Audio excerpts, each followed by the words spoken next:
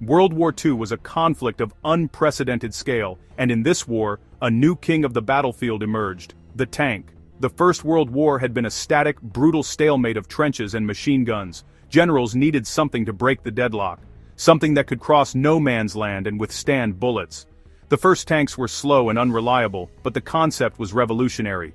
By World War II, the tank had evolved into the centerpiece of a new kind of warfare. The Germans called it Blitzkrieg, lightning war.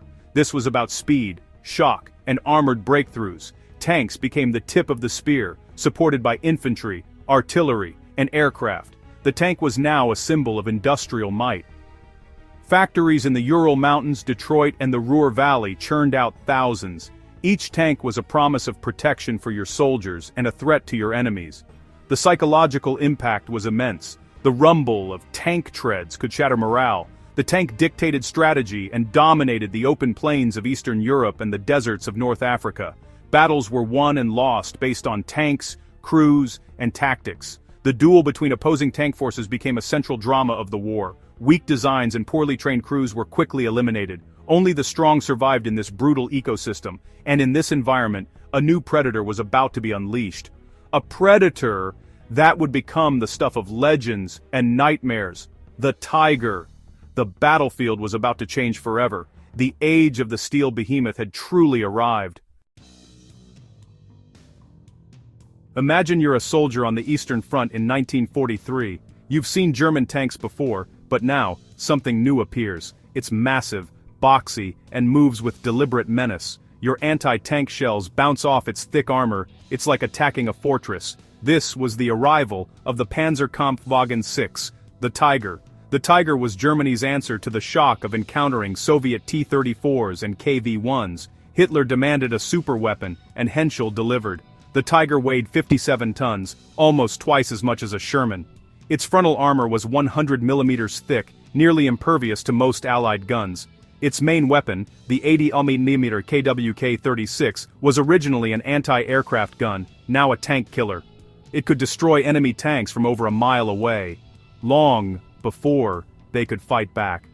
This combination of armor and firepower made the Tiger an object of terror. Allied soldiers developed Tiger phobia. Every German tank was feared as a Tiger. Its reputation grew larger than life. Yes, it was slow, complex, and prone to breakdowns. It guzzled fuel and was difficult to maintain. But when it worked, it was nearly unstoppable. The Tiger was not built for speed, but for annihilation. It was a predator that waited, picking off prey from a safe distance. The Tiger ruled its stretch of the battlefield like a steel king. Its presence alone could change the course of a battle. For the Allies, it was a nightmare. For the Germans, it was a symbol of hope. The Tiger's legend was just beginning. The battlefield would never be the same. The age of the Tiger had arrived. A weapon is only as good as its crew. The Tiger was complex and demanding. Only the best Panzerwaffe veterans were chosen to operate it. Inside, 5 men worked as one commander, gunner, loader, driver, and radio operator. The commander was the brain, scanning the battlefield and giving orders. The gunner's steady hand and sharp eye made the 88mm gun deadly. The loader's strength kept the gun firing under pressure. The driver maneuvered the 57-ton beast, using its armor to maximum advantage. The radio operator kept the crew connected and manned the hull machine gun. Teamwork was everything. Each man's skill and trust in the others meant survival. In battle, their coordination turned the Tiger into a true predator. The Tiger's power was not just in steel, but in the men inside. Their training and experience made the difference between legend and scrap metal. The Tiger crew was an elite brotherhood, masters of their steel beast. On June 13, 1944, just after D-Day, one man changed the course of battle. SS Obersturmführer Michael Wittmann, commanding a Tiger, faced a British column near Villers-Bocage. The British, confident and unaware, advanced in a long, exposed line. Wittmann saw an opportunity for a textbook ambush. Without waiting for support, he attacked, alone. His Tiger roared into the British column, catching them by total surprise. Wittmann's gunner picked off tanks and vehicles with chilling efficiency.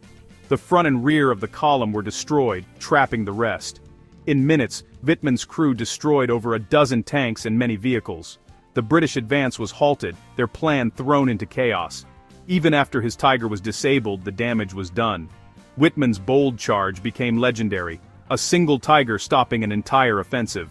The Battle of Villers-Bocage showed what a master and his machine could achieve. It was a story of audacity, skill, and the terrifying power of the Tiger. The legend of the Tiger grew with every retelling. One tank, one crew, and a moment of decision changed history. The Allies would never underestimate the Tiger again.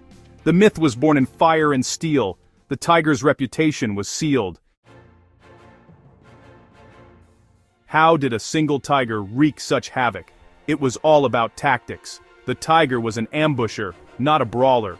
Crews mastered camouflage, waiting in cover for the perfect moment. The key tactic: target the first and last vehicles in a column, trapping the rest. This created chaos. Trapped enemies became easy targets. The psychological effect was devastating. Panic spread quickly. Positioning was everything. Tigers used hull-down tactics, exposing only their turret. From these positions, they could fire with near impunity.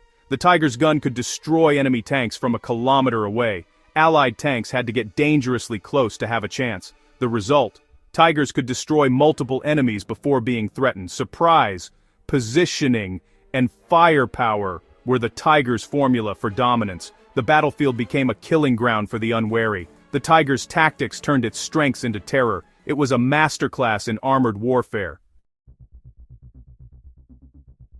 To understand the Tiger's dominance, look at its main opponent, the Soviet T-34. The T-34 was revolutionary sloped armor, a powerful gun, and mass production. It shocked the Germans in 1941 and became a war-winning weapon, but the Tiger was designed to counter it.